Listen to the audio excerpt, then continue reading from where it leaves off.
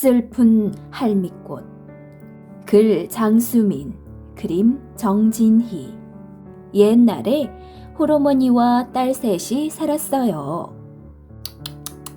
아버지 없이 힘들어서 어떻게 애들을 키우나? 아들이라도 하나 있으면 좋으련만. 마을 사람들이 혀를 끌끌 차며 말했어요. 그럴 때마다 어머니는 아무렇지도 않은 듯 웃으며 대답했어요. 아들보다 딸이 더 좋은걸요? 그러면서 세 딸을 더 자랑스럽게 여겼답니다. 어머니는 혼자 딸 셋을 키우면서도 힘든 줄 몰랐어요. 어머니, 제가 할게요. 밥을 지으러 부엌에 가면 첫째 딸이 소매를 걷고 나섰어요. 어머니, 좀 쉬세요. 바느질감을 가져오면 솜씨 좋은 둘째 딸이 얼른 나섰어요. 어머니, 제가 다 했어요. 호미를 들고 밭에 가면 셋째 딸이 어느새 밭을 다 매놓았죠. 하하 호호, 울타리 너머로 네 식구의 웃음소리가 퍼졌어요. 저 집은 어쩌면 저렇게 행복하게 살까? 글쎄 말이야. 정말 부럽군 그래. 아들 하나 없다고 안타까워하던 마을 사람들도 모두 부러운 눈으로 쳐다보았어요. 어느덧 세월이 흘러 딸들이 결혼할 나이가 되었어요. 첫째야, 넌 어떤 집으로 시집 가고 싶으냐? 어머니, 저는 부잣집으로 가고 싶어요. 평생 좋은 집에서 배불리 먹으며 살래요. 어머니는 마을에서 가장 잘 사는 집을 알아보았어요. 부잣집에 시집을 보내려면 혼수를 많이 해줘야겠지.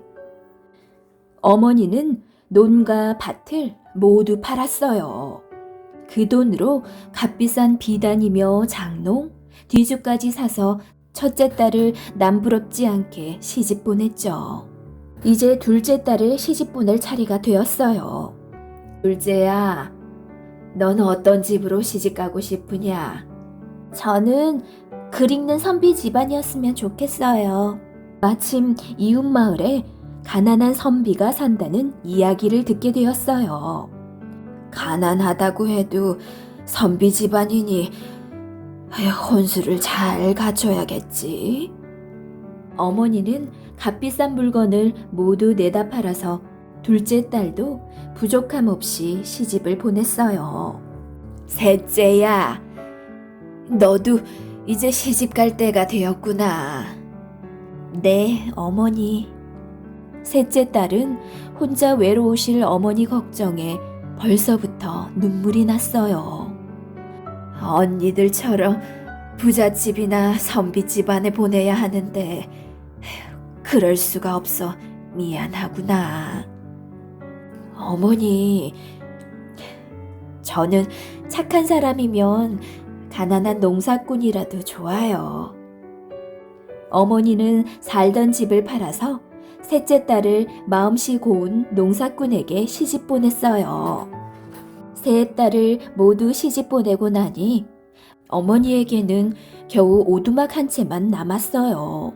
하지만 어머니는 아무것도 아깝지 않았어요.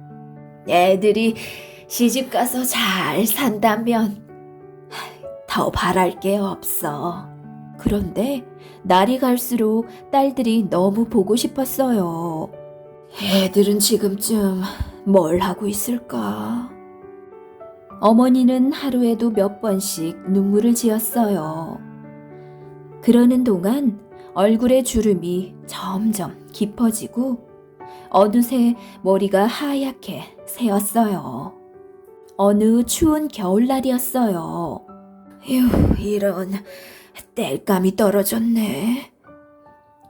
어머니는 며칠째 밥을 먹지 못해서 땔감을 주우러 나갈 힘도 없었어요.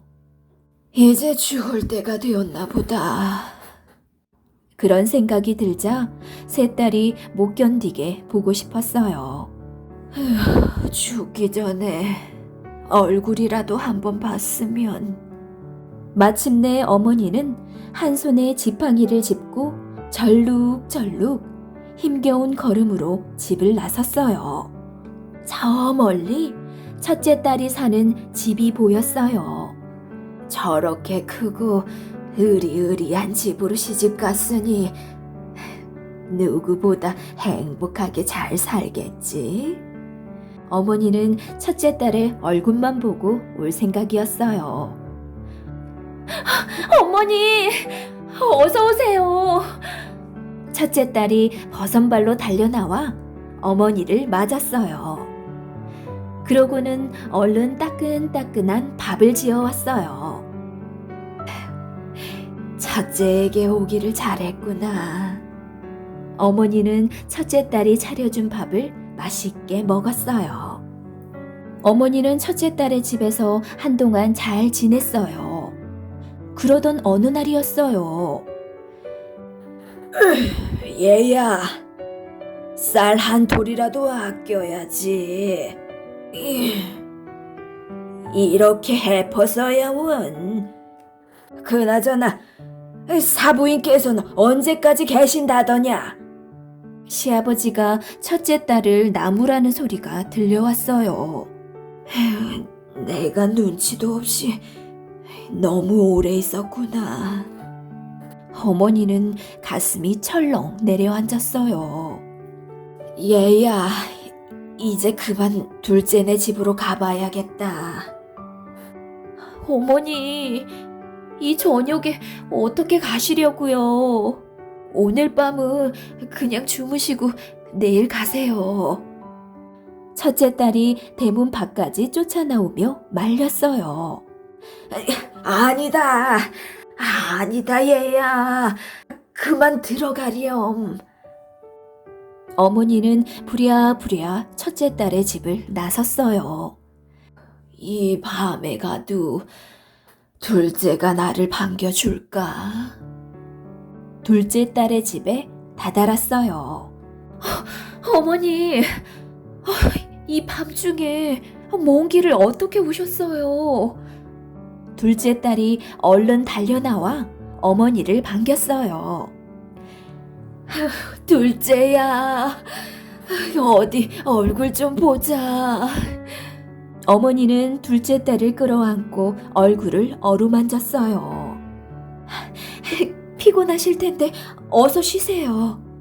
둘째 딸이 방에 이부자리를 깔아주었어요. 그래, 둘째에게 오길 잘했어. 어머니는 두 다리를 쭉 펴고 편히 잠들었어요. 둘째 딸의 집에서 지낸 지 며칠이 지났어요. 어느 날 시어머니가 둘째 딸을 불러 언짢은 듯 말했어요. 나야 괜찮다만 사부인과 한 집에 있다 보면 네 아버님께서 얼마나 불편하시겠느냐. 죄송합니다, 어머님. 조금만 더 계시게 해주세요. 둘째 딸이 시어머니에게 간절히 말했어요. 그 모습을 보자 어머니는 눈물이 울컥 쏟아졌어요. 더 신세질 수는 없지. 그만 떠나야겠다.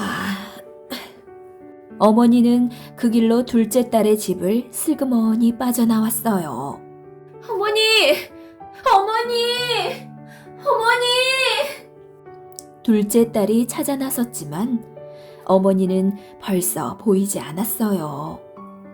어머니는 마지막으로 셋째 딸을 보려고 눈보라가 몰아치는 산길을 걷고 또 걸었어요. 셋째 딸의 집에 가려면 큰 고개를 하나 넘어야 했죠. 조금만 더 가면 돼. 어머니는 셋째 딸의 얼굴을 떠올리며 힘을 냈어요. 간신히 고갯마루에 올라서자 몹시 숨이 찼어요. 다 왔구나. 다 왔어. 예, 셋째야. 셋째야. 휑휑. 눈보라가 더욱 매섭게 몰아쳤어요. 어머니는 그만 눈길에 쓰러지고 말았어요. 어젯밤 꿈에 어머니가 슬픈 얼굴로 찾아오셨는데 혹시 무슨 일이라도 생긴 건 아닐까? 셋째 딸은 문득 불안해져서 어머니를 만나러 가려고 길을 나섰어요. 고갯마루를 넘던 셋째 딸은 누군가 쓰러져 있는 것을 보고 달려갔어요. 이럴 수가. 어머니! 눈 좀 떠보세요! 어머니! 셋째 딸은 어머니를 끌어안고 눈물을 흘렸어요. 어머니! 어머니! 이렇게 돌아가시다니요!